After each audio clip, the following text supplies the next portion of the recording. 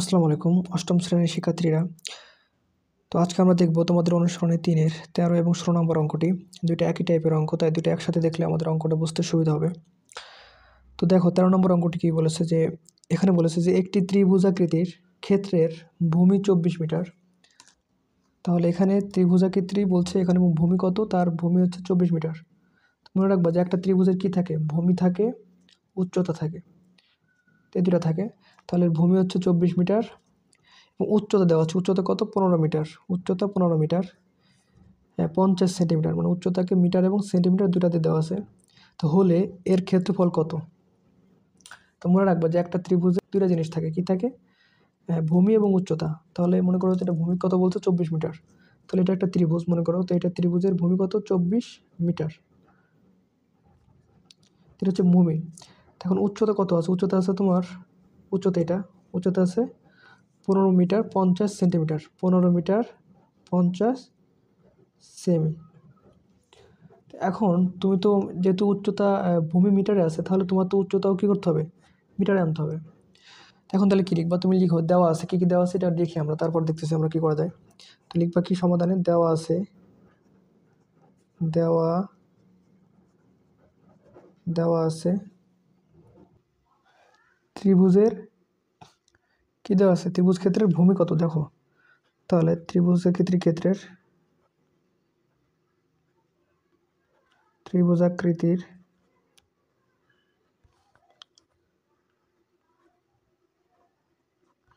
ক্ষেত্রের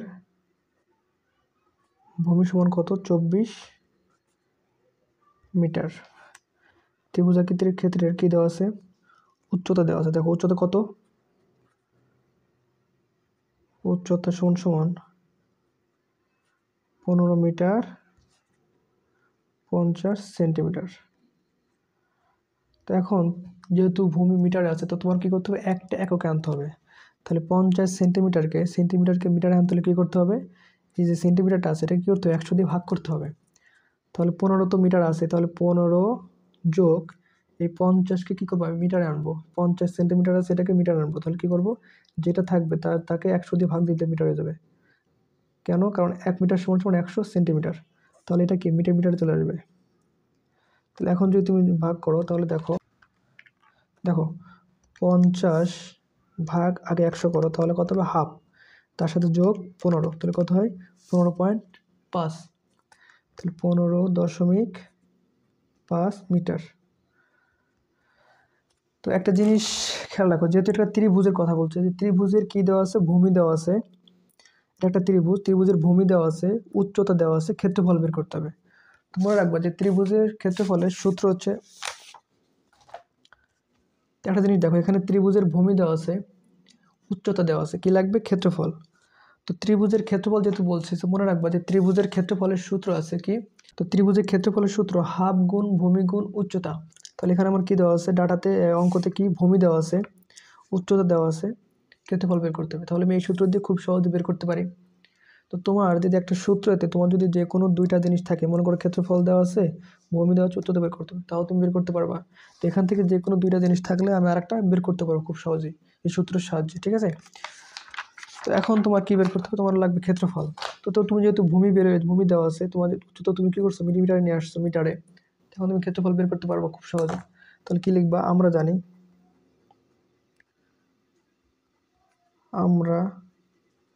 আমরা কি জানি যে ত্রিভুজের ক্ষেত্রফলের সূত্র, ত্রিভুজের ক্ষেত্রফল সমান কি, হাফ গুণ ভূমি গুণ উচ্চতা। তাহলে আমার কি লাগবে, ক্ষেত্রফল বের করতে হবে। তাহলে ক্ষেত্রফল থাক, তাহলে হাফ, ভূমি কত, এই যে ভূমি 24 মিটার, ভূমি হচ্ছে 24, উচ্চতা কত পেয়েছি, এই যে উচ্চতা পেলাম হচ্ছে তোমার 15.5, তাহলে 15.5। তো এখন তুমি গুণ করো, তাহলে অঙ্ক হয়ে যাবে আমার। দেখো তাহলে হাফ গুণ, তাহলে 0.5 গুণ 24 গুণ 15.5, কত, 186 কি বর্গ মিটার। এটা হচ্ছে আমার উত্তর। অনুশীলনী 3-এর 16 নম্বর অঙ্কটি দেখো। তো এখানেও সে একই টাইপের অঙ্ক। এখানে বলছে যে একটি ত্রিভুজাকৃতির জমির ক্ষেত্রফল, এখানে ক্ষেত্রফল দেওয়া আছে। তাহলে ক্ষেত্রফল দেওয়া আছে কত? 264 বর্গমিটার ক্ষেত্রফল দেওয়া, এবং কি দেওয়া? ভূমি দেওয়া। ভূমি দেওয়া 22 মিটার। তাহলে একটা ত্রিভুজ, এটার ভূমি দেওয়া কত? 22 মিটার। দেখো এটা হচ্ছে ভূমি, ত্রিভুজের ভূমি, আর এটা হচ্ছে উচ্চতা। তাহলে ভূমি দেওয়া কত? এই যে ভূমি দেওয়া 22 মিটার, তাহলে ভূমি হচ্ছে 22 মিটার। এটা ত্রিভুজ, ঠিক আছে? তাহলে ভূমি 22 মিটার। তাহলে বলছে উচ্চতা কত, মানে উচ্চতা বের করতে হবে, এটা বের করতে হবে উচ্চতাটা, এটা কতটুকু এটা বের করতে, মানে ক্ষেত্রফল দেওয়া আছে, মানে তোমার পুরোটার ক্ষেত্রফল দেওয়া আছে, এই যে ভূমির ত্রিভুজের ক্ষেত্রফল দেওয়া আছে। তো এখন তাহলে একইভাবে ঠিক 13 নম্বর অঙ্কের মতো কি লিখবা? দেওয়া আছে। তাহলে কি লিখবা? দেওয়া আছে। দেখো কি দেওয়া আছে? ত্রিভুজাকৃতির জমির ক্ষেত্রফল। তাহলে কি লিখবা? ত্রিভুজাকৃতির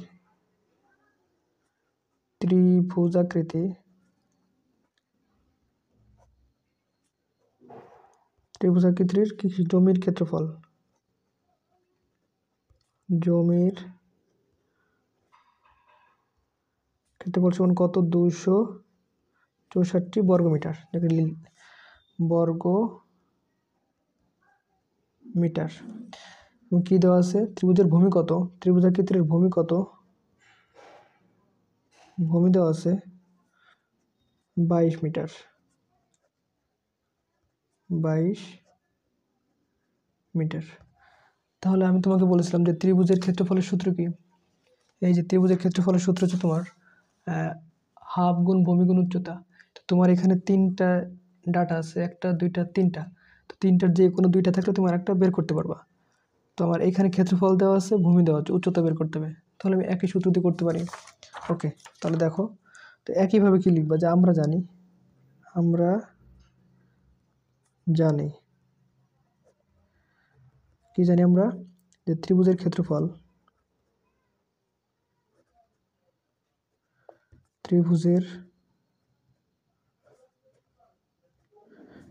সমান কি জানি? হাফ গুণ ভূমি গুণ উচ্চতা। তো এটা আমরা জানি। তোমাদের কি দেওয়া আছে? ক্ষেত্রফল দেওয়া আছে বর্গমিটার। তাহলে কি লিখবা? যেহেতু এটার সমীকরণ, সমান চিহ্ন আছে বাম পাশ এবং ডান পক্ষ থাকলে এটাকে সমীকরণ বলে। তাহলে সমীকরণ বাদই করতে হবে। তাহলে ক্ষেত্রফল কত? ত্রিভুজের ক্ষেত্রফল হচ্ছে 264। তাহলে 264 ক্ষেত্রফলের জায়গায় 264, হাফ কি আর কি দেওয়া আছে? ভূমি দেওয়া আছে। তাহলে ভূমি কত? 22। এই যে ভূমি 22, আর উচ্চতা থেকে উচ্চতা। জাস্ট যা যা দেওয়া আছে তাই তাই কি করলাম? মানের জায়গায় বসালাম। এখন দেখো উচ্চতা, তোমার উচ্চতা বের করতে হবে। তো এখন তুমি এখানে কি আছে? 2 এই পাশে দেখো তো কি আকারে আছে? ভাগাকার। এখানে ভাগাকার আছে না 1/2, মানে 2 নিচে। তাহলে এই পাশে গেলে কি হবে? গুণ হবে। তাহলে যদি তুমি 264 গুণ 2 করো, দেখো 264 গুণ 2, আর এই 22 এই জায়গাটা ভাগ ছিল, এই পাশে আসলে গুণ হয়ে গেল। আর এই 22টা এই পাশে কি আছে? গুণ আকার আছে। নিচে 1 আছে, মানে 22টা গুণ আকার আছে। 22টা এই পাশে আসলে কি হবে? ভাগ হয়ে যাবে। তাহলে ভাগ 22 সমান সমান উচ্চতা। তো আশা করি বুঝতে পারছো এটুকু। তো এখন দেখো এই তুমি এখন তাহলে দেখলে গুণ করতে পারো, তুমি কাটাকাটি না করে গুণ করলেও সমস্যা নাই। তো 264 গুণ 2 ভাগ 22, 264 গুণ 2 ভাগ 22 কত হয়? 24। তাহলে 24 মিটার। তাহলে অতএব আমি তাহলে একবার লিখতে পারি যে উচ্চতা সমান সমান 24 মিটার। তো এগুলো খুবই সহজ অঙ্ক, এটা হচ্ছে আমার উত্তর। তো তোমার এই ত্রিভুজের অঙ্ক বললে তুমি খুবই সহজ এগুলো করতে পারো, জাস্ট একটা সূত্র দিয়ে করতে পারবা। আর এগুলো খুবই সহজ অঙ্ক। তো আশা করি অঙ্কগুলো তোমরা বুঝতে পেরেছো। তো ক্লাসটি কেমন লাগলো অবশ্যই জানাবে কমেন্ট করে। ক্লাসটি ভালো লাগলে তোমাদের বন্ধুদের সাথে শেয়ার করতে পারো। ঠিক আছে, তো ভালো থাকো। আসসালামু আলাইকুম।